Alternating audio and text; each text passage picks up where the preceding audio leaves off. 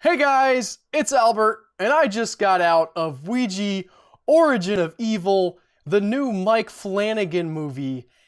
If you're not familiar with Mike Flanagan, change that immediately, because he's the director of Oculus. That was his first big breakout. He started out with a little movie named Absentia that we covered on the podcast. He's more recently done Hush on Netflix and also has directed a movie that is not available in the States currently. Fingers crossed that'll get changed, called Before I Wake. His latest one to hit theaters is this one, Ouija, Origin of Evil, and this is a prequel to a movie that I did not see. It apparently did pretty well financially, but I had heard so many bad things about it that I had no interest in seeing the original Ouija. And if you're going into Ouija Origin of Evil wondering if you needed to see the first one, the answer to that is a resounding no. This is a prequel. As far as I can tell, there aren't any major characters that are set up or crossed over from that. They certainly don't make a giant deal out of this person will return in the next movie. And as a prequel, it really is pretty interesting. It's sort of just, it's set in 1967. And that they make a lot of use of that period. They have some really cool cars from the time, a lot of cool style choices from the time. It's interesting to be in that era. You have this sort of juxtaposition as they're talking about the moon landing, right? Where you have all of this science happening and sort of this new era of skepticism. And it's a story about this woman and her two daughters, and the woman is a medium. And as a theme, the idea of a medium in this movie is very much sort of a contrast between what the logical side of the world is trending toward and what the older, sort of more superstitious world is. And it's a great meeting of those two fronts, because it's a movie where very definitely the supernatural does exist, and yet there are still appeals to reason when they're considering the supernatural in this movie. There's also some interesting balances between the different characters. This is a movie about family, which I love, by the way. I absolutely despise the trope of having horror movies that star either teenagers that are, in high school, or 20-somethings. Usually they're the same actors. You get your 20-somethings to play the teenagers anyway. Something about that just annoys me. Like, we don't need our 5-man band with all these same people that are essentially just cardboard cutouts of each other with, like, this guy's the nerd, this guy's the jock. Like, how about a real difference? How about... Anyway, that's not in this movie. That's not what we get in this movie. We have a family in this movie. We have a family, mother, older daughter who's sort of on the cusp of womanhood, and then younger daughter who's still very much a child. And the dynamics there are really interesting. It lets you tell an amazing story. It starts out with this woman who is a medium. She is not, she's faking it, okay? She's lying to people, but she, in her mind anyway, is justifying this as that it's a good thing. That she's not just, I'm gonna take grieving people's money, but she really does see herself as somebody who is helping grieving people through their process. That she's helping these people deal with the loss of someone, and even though she knows that she's lying to them, she justifies it. She says, listen, it's not, that they want closure, we're giving them closure, it's not so bad. And her daughter goes to a sleepover. I say a sleepover, she sneaks out of the house and goes to a party, really, a very small party, where someone has a Ouija board. And they use the Ouija board. It gets kind of creepy, it's just teen stuff. Again, an interlude, like, for 5 minutes into the movie I don't want to see, but it was okay for 5 minutes. A bunch of teens sitting around a Ouija board being spooked out. Whoa, what's going on? And she says to her mom, hey mom, we should get one of these Ouija board things. We should try this out. She's, and this is interesting too, because she's between the, total belief of the daughter and the cynical but still trying to help side of the mother. She's on the side of, like, this is not real. Like, why are we not pranking these people, but why are we lying to these people? And so she's the one that brings this device into their lives, and they almost immediately break at least some of the rules, right? Because they go through the rules on the Ouija board. The rules are, don't use it alone. Immediately, like first thing, that rule gets broken. Don't use it in a graveyard. Don't break the circle. They essentially, the movie goes through just like, yeah, you broke every single one of these rules. By the time the movie's done, they've broken all the rules. And yet it doesn't feel like a hey, you're an idiot thing. It feels like a people who don't believe in Ouija boards to start out with, so they're not going to be real annoyed. You know, they're not going to stick to this because they're already fake mediums. Like, they don't buy into this. But somehow using this Ouija board taps into the real spirit world, of course, and the spirits that this thing calls on attached to the daughter, the youngest daughter, the littlest girl.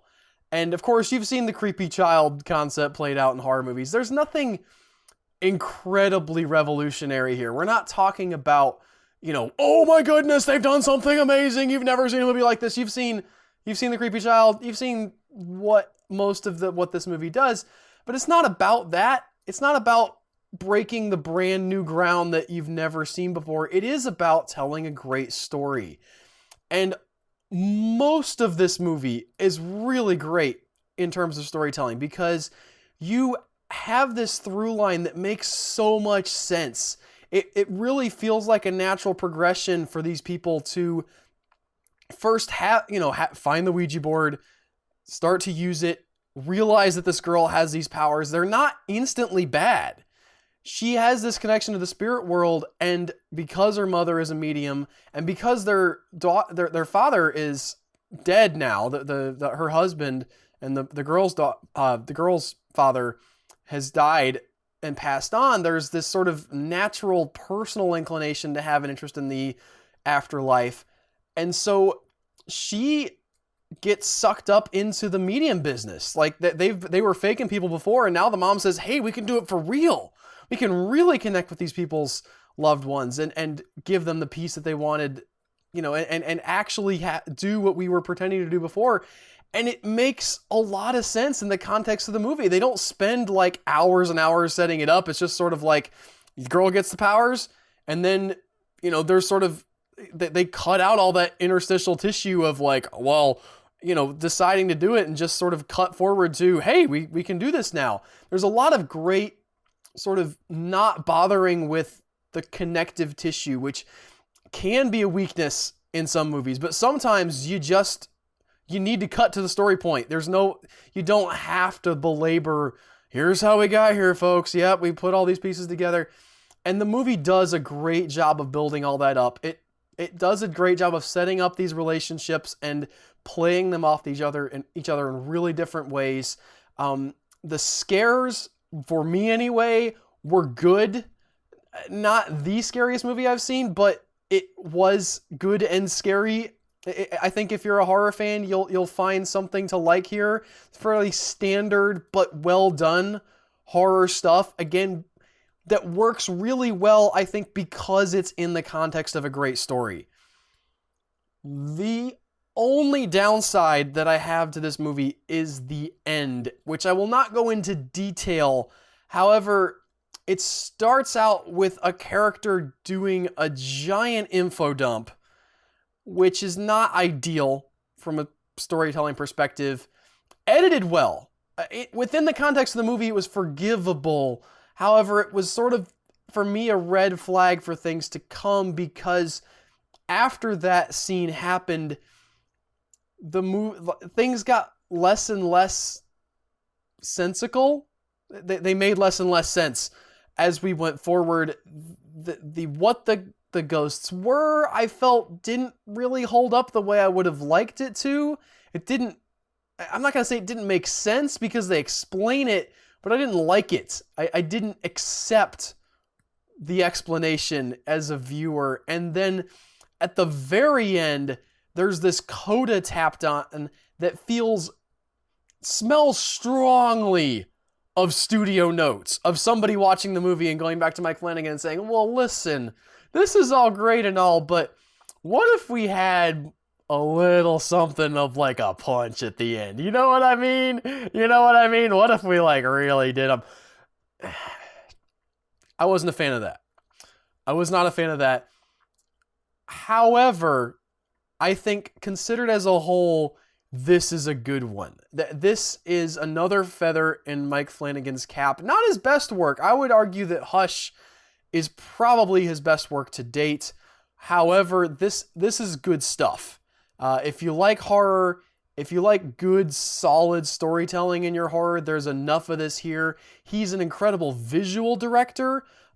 Not a lot of really dark scenes where you can't see things. In fact, quite a bit of really beautiful use of light in this, which I cannot tell you how refreshing that is after seeing a lot of horror movies that just kind of go dark. And I mean, especially in the found footage genre, this is definitely not that. This is 100% like a man bringing his vision to the screen, like having, you know, making choices with lighting and cinematography and camera angles and this stuff is just incredible work. And I think I could be wrong, but I don't know why I would be. I'm 99% sure this was shot on film, which I don't think it had to be, but it's cool that somebody like Mike Flanagan on a lower budget movie like this gets to, because the only reason I say that, it didn't have a particular like heavy grain or whatever, but every once in a while you would see the cigarette burns on the top of the screen, and I'm in a digital theater, so there's no reason why they would have a film conceit like that in the movie unless it was a film to digital transfer. Overall, again, if you're a fan, first of all, if you're a fan of Mike Flanagan, this is definitely not a miss for him. It's a good outing. If you're a fan of horror, I think you'll like this. And if you are looking for a movie in the horror genre that has a good story to a point, again, not perfect, but definitely very strong on the story and very strong on the visuals, told beautifully with light and characters, and just, it feels like a movie. I know that sounds like a really stupid thing to say, and maybe it is, but it feels like that every tool in the toolbox was used to its fullest potential to make this as good as it could be on the budget that was had. My hat's off to Mike Flanagan and the studio who produced this for apparently pulling out of a nosedive and saying, hey, we had a movie that people went to see, but critics didn't enjoy, and really course correcting with a much better story. This is the kind of sequel we need to see, people. This is like, let's make better movies instead of worse ones. How about that? How about we keep doing that? Anyway, if you like this video, click that like button down underneath here. Subscribe to the channel if you want to see more content like this. We have a podcast we put out every week where we cover usually an older movie. This week, it's The Horror of Dracula. I'm Albert Berg, and I'll see you next time with something else.